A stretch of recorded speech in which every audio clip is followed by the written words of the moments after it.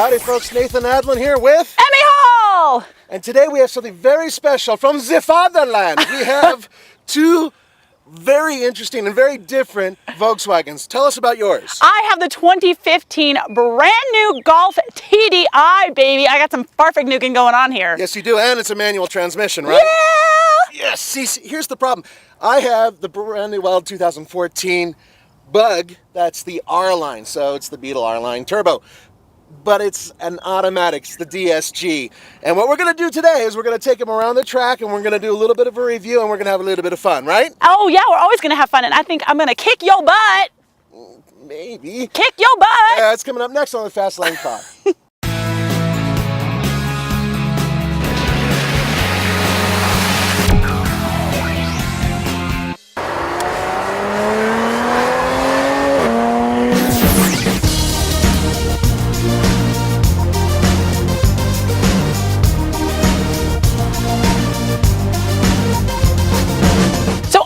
Volkswagen has given us a 2-liter inline-4 turbocharged engine that's good for 150 horsepower, but 236 pound-feet of torque.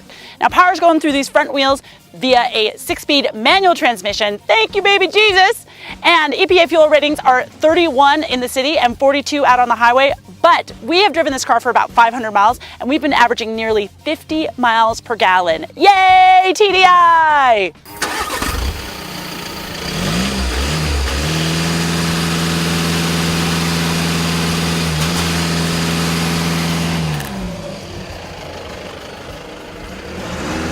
It won't rev higher than 2,500 RPM. Come on, girl! My 2-liter engine has nothing to do with Emmy's 2-liter engine. This is a turbocharged 4-cylinder with direct injection that puts out 210 horsepower and 207 pound-feet of torque. And just like Emmy's, it is fed through the front wheels. And unfortunately, it has the DSG, which is a 6-speed.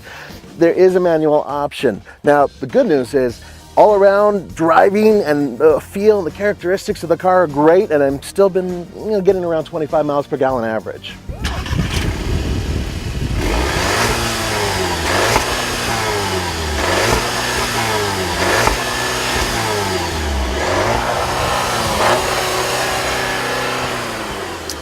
Well, I mean, okay, I was kind of hoping that it would go a little bit higher. It's going up to like 3,500 RPM, but that's how the engine prevents itself from exploding from idiots doing exactly that. Still, it sounds okay.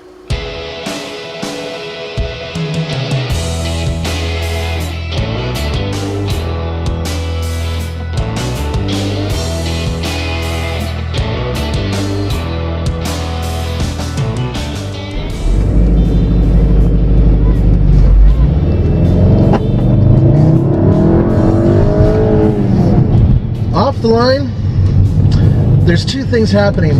There's turbo lag, it's not horrible, and then there's lag from the transmission. It's kind of like it doesn't want to completely engage. I think what it's doing is it's minimizing wheel slippage by doing that. That's my guess.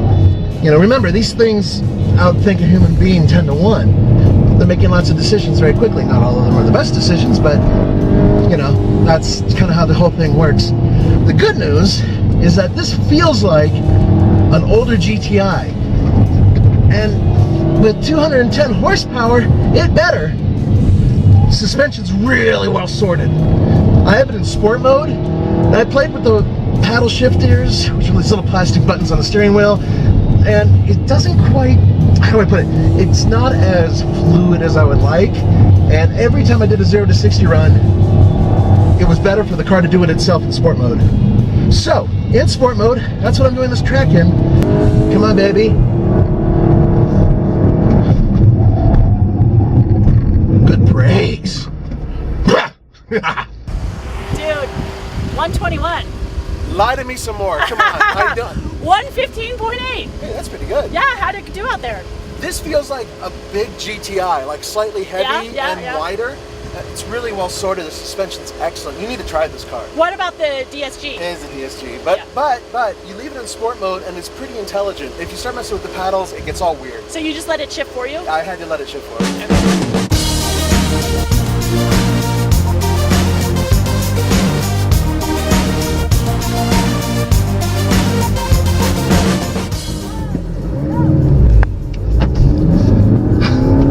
I admit it, I stalled.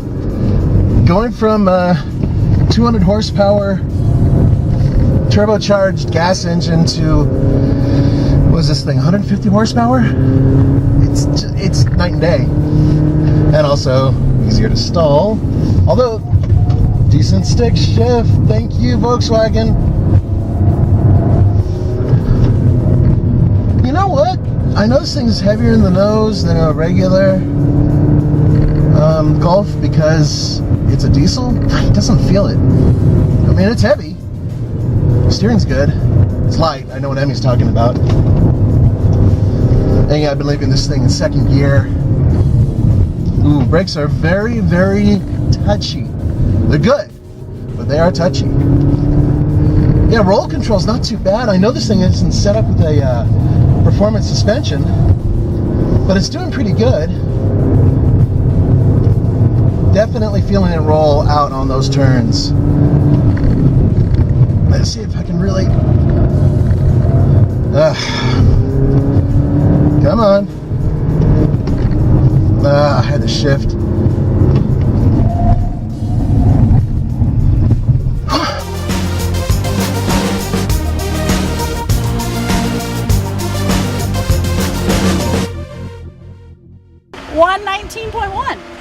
You know, this thing's setup isn't too bad, and it doesn't feel as heavy as some diesels I've driven.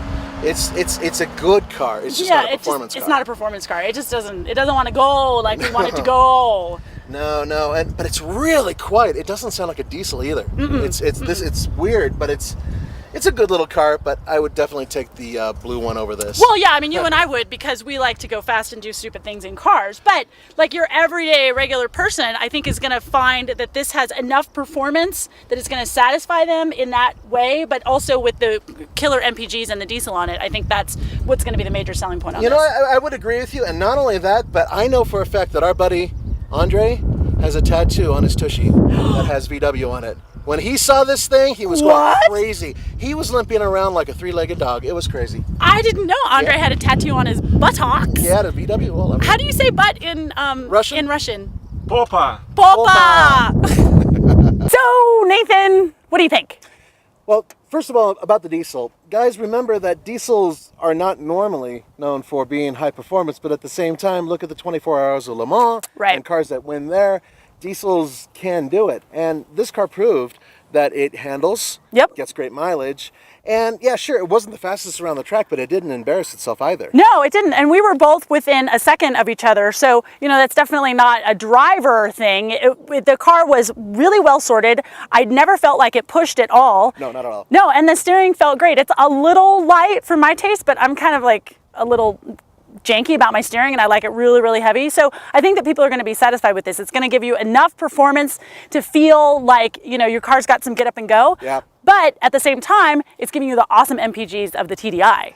Indeed it is. And for the blue car, now look, it's a 2-liter turbo. They're everywhere, all throughout the line of Volkswagens and in some Audi products as well. And it's a great engine. It really is. It was really fun out there. But what's the one thing this car's missing? Oh, manual. Manual transmission. The DSG works really good. You leave it in sport mode, it goes fast. But it's a lot more fun having a manual transmission, and this car deserves it. It definitely does. I mean, this is the R-Line. This is the top-of-the-line performance vehicle. So I would really want to see how much faster we could get this car around the track with a manual, where we could really keep it up in that power band. I bet you it would be about a second faster. Yeah, I think so. Well, thanks for joining us for the Fast Lane Car. Hey, it's Emmy Hall. And Nathan Adlin, and we will see you next time. Don't forget to go to TFL Car for news, views, and reviews.